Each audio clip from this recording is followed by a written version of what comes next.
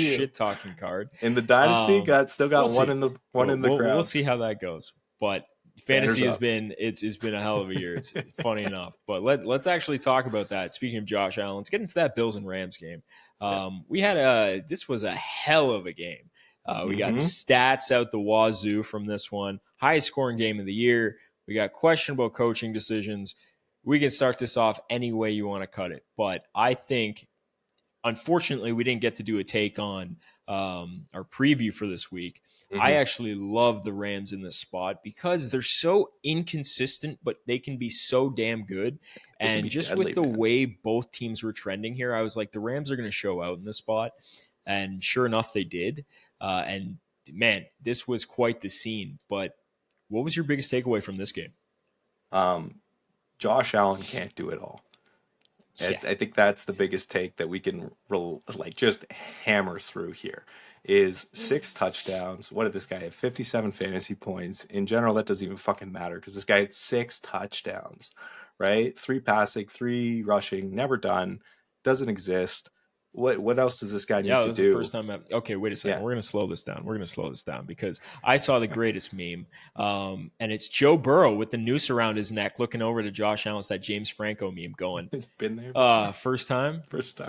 Because, I mean, hey, Joe Burrow's been just putting up record stats. We'll talk about that later. And he hasn't had any fucking help. But the second it happens to Josh Allen, here come the fucking violins. Oh, Josh Allen doesn't have any help, this and that. But Josh Allen hasn't had any help. And we talked about this in the preseason, that who is this guy going to throw to? And I had said, they just did not show up that game. This is an opportunity for Josh Allen to, I think, shine. This might be his MVP season. And that was the discussion that we had because, hey, he's not overly reliant on Stefon Diggs. He doesn't just have to target one guy. There is a lot of opportunity for Josh Allen to come in, throw, run, do his own thing, really start to lead this offense and not be overly reliant on one individual, right? Lo and behold, here we are. Now, does the other side of that, to what you just said, need to step up in these games? Absolutely, right? The Rams can be so deadly that it's a tough matchup. And I think anybody walking in against the Rams right now, a healthy Rams team, we had called this off a little bit earlier in the season just because of Cooper Kupp's, injury history. Nakua was down. Stafford has been historically hurt in the last couple seasons here. He hasn't been as to, what Stafford, he's looked very healthy this season. And there is that opportunity now where, hey, we have a really fucking balanced team again. Kyren, Nakua, Kupp, Stafford all look healthy and good. Team's offense can be very, very dangerous, one of the most dangerous in the league. So this is where that difference between defense, offense, and now ranking those two teams is the Bills an offensive threat. Josh Allen can change a game. He's a game breaker. But given what the defense of the Rams and also what the offense has, I would say that the Rams offense is way better built than the Bills offense. And that was the difference here. Yeah. Well, I mean, Rams got talent. They got the receiving core. They got the running back. I don't know what it is with them. It's a defensive thing too. Like it's just a collection of things. And you see these teams that are so talented offensively, but they battled injuries as well. And I look at Puka Nakua, dude. Did you see that catch that he made? Multiple actually in this game. And the stats that he's putting up now, like, is he a top 5 receiver in the league now? For sure. If he's healthy, he's absolutely. Like, this is the crazy part. It's like just his, what's happened here, just coming into the league and just kind of taking it by storm in terms of that. Like, this is rookie records, and he's still going. It's there. Try and compare that, right? Like against players that are in the league right now, and the only guy that's doing more than him is Jamar Chase. That's all I got. Chase and Jefferson, obviously, I would say as well. Even Jefferson, he hasn't really been anything the last 4 weeks until this one. So it was like, Nakua he's a game changer, unbelievable. Too. So as long and he's a favorite target. That's the other side. It's eerily reminiscent when it was Cooper and Stafford, and now the new choice is Nakua, right? And so that's been the clear favorite here. So I want to see the Rams squeeze into the playoffs because they're fun to watch. So it's going to be a tight battle down the stretch. Yeah, so it's going to be that'll be a cool one to watch. I'm gonna be cheering the Rams on. And then you got some of the questionable coaching calls. I don't know if you saw at the end of the game there when they're going to get the touchdown. They call the timeout. They have 3 timeouts left. About a minute, just over a minute to play, I think it was. Josh Allen goes for the quarterback sneak and they call a timeout. Like that timeout, I don't understand the call there because you're down by 9 points. You clearly need to score a touchdown in the first place and then have another possession. So, like, you waste a timeout and now you're going to have to do an onside kick. So I don't understand the call there. A lot of poor coaching decisions. And you heard Tom Brady kind of going on about that in the broadcast. And I was like, yeah, that doesn't really make any sense. I don't know what that call was about. And a lot of Josh Allen's points, just garbage time stuff. Like, I know we talk about stats and that, but you got a Rams defense that's up by like 3 scores at one point. It's late in the game. You're playing prevent defense. Like, yeah, Josh Allen's going to rip off 25-yard runs. Like, the entire defense is 20, 30 yards down the field. Like, I don't know what to tell you. They're playing soft coverage, and that's where those stats come in. But I think Josh Allen's pulling away with the MVP conversation right here. But I'm going to sit here and look you dead in the face and say Joe Burrow is the MVP of this league. And I don't give a shit what his team record is. I don't know how you can confidently tell me that anybody else should be the MVP in this league aside from what Joe Burrow is. I really back your backing for your guy. I really do. I don't see it. Like, this dude is on a fucking tear. No, efficiency. You know, we had talked about he is that. Like, he's I don't know, like quarterback, the absolute prototype quarterback that you want in the pocket in this new day and age, right? Like, this is efficiency at its finest. Now, he doesn't have the comparison to this and to Josh Allen, right? Josh Allen is the most talented quarterback, I think, in this league, you know, by far, in terms talent of overall talent. What is talent, though? What is talent? Talent is rushing for 82 yards and 3 touchdowns. So this is my argument. And before throwing you even get 3. into that, this is the argument I have. You're basing talent on someone's, and this is the same argument I have with Lamar. Just because somebody goes about their business running the football. Mm-hmm. Josh Allen, yes, electric running the football, right? Mm-hmm. The quarterback position can be played multiple different ways, and we see that, and it's a beautiful thing, right? But when I look at it just from what, like, the tools that they're given and everything, and how the position is to be played, and with supporting cast, this and that, like, Josh Allen is electric, but I just don't think he is on Joe Burrow's level. Name the wide receiver one for the Buffalo Bills. Not his game, though.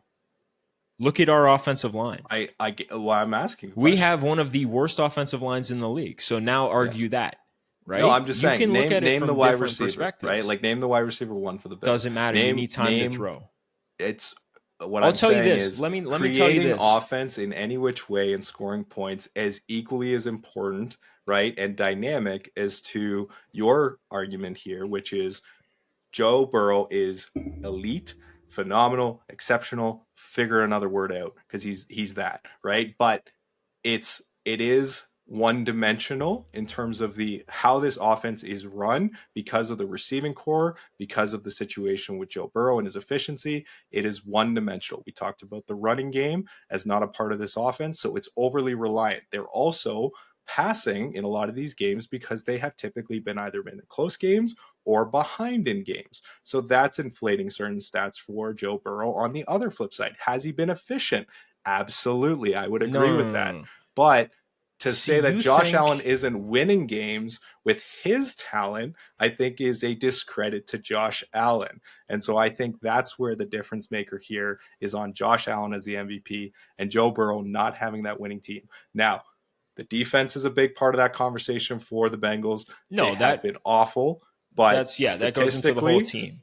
I can't I say that don't Josh think Allen if doesn't have as much, if not more, effect and impact, like a wins above a replacement, as Joe Burrow does in this season. so. Let me ask you this: if they both had the same record, who would be the MVP frontrunner? I think it's still got to be Josh Allen. No And the shot. reason for No it is shot. it's the same conversation about MVP is what are you doing to lift up your team, right? Like, what are you doing to solidify and make these games winnable games? Well, And technically, in the this MVP is the game, most valuable player in the league, regardless of regardless, like but lifting up. 42-44 in this game, and the whole time you believe that Josh Allen might be able to pull this thing out, right? And that's a difference maker on what is this season for the Bills and what the season has been for the Bengals, right? There are stops that haven't been made, and there are plays that have been made for Josh Allen that have given them the opportunity to win these games and be first in the AFC East. So I Yeah, think but there's I'm a just going to difference counter here. your argument here because I think it's people are just enamored with the way that people go about it, and it's the same thing with Lamar and um, Josh Allen. And you look at like, and this is a perfect example. You look at last year's play of the year. It was Lamar Jackson throwing an incomplete pass to himself where he caught it and ran with the ball. Like you get people are so in love with these plays that are being made that really that had no effect on the totality of the game. They blew another playoff game. Lamar didn't win a big game. Yada yada yada. Right? Like, but we love to see these plays. Same thing with Josh Allen. Sure, the pass back to him, dived, amazing plays. But when it comes down to just the basic mechanics of the quarterback position, and you go on about, the inflated stats with Joe Burrow, I'm going to tell you this. It's not inflated stats because if he's playing from behind, right? And we just talked about the rushing for Josh Allen there. When you're playing from behind, you are in an obvious passing situation. So he is actually playing at a deficit when it comes to that because they are playing you towards the pass. So nobody is giving you yards like that. They are geared towards playing towards the pass. So you have Joe Burrow with a poor offensive line and a defensive line that knows you're in a pass situation so they can rush the passer, and he is still carving your defense up. Yeah, So you're going to sit they're there also and tell me playing that deep in different situations, no, they're anticipating not. pass. You There are got you some got to there. shit. So his time to throw is probably one of the worst in the league too, because his offensive line isn't going to hold up, right? So you're going to tell me, okay, in obvious passing downs, this dude is throwing for 300 plus yards a game, 3 touchdowns, and has over 25 completions a game. That's not just a I'm not defense giving saying it that to he's you. not efficient or he hasn't been able to make effective throws in good tight situations. What I am saying though on the flip side of this is remove Joe Burrow from the Cincinnati Bengals offense and remove Josh Allen from the Buffalo Bills offense, and what is the difference maker on that team? You have Jamar Chase, you have T. Higgins, you're able to have playmakers out there that can run that extra bit after the play. In the same situation with Buffalo, you're dealing with Khalil Shakir, Mac Hollins, Dawson Knox, Dalton Kincaid, who's had a down year. These guys are not playmakers. There is a clear difference that you remove Josh Allen out of this conversation on the Bills, there is going to be a very, very tough slate ahead of them. Is this team 10-3? No, they're not. Right? If you take the Burrow situation out of Cincinnati and you give that same situation, they're probably the same record that they are today.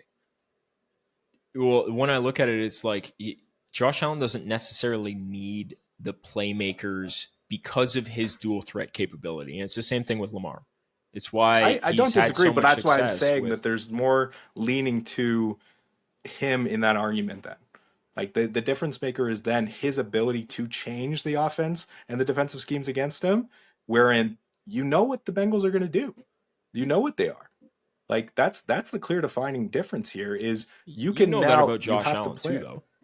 Well, we Like you did. know what We their did game with plan it is. when it We was Stefan understand that. Diggs getting the ball. Now, because of the way this team is built, you don't really know what's going to come. Is he going to run? Is he going to break off? Is he going to make the big play on the pass?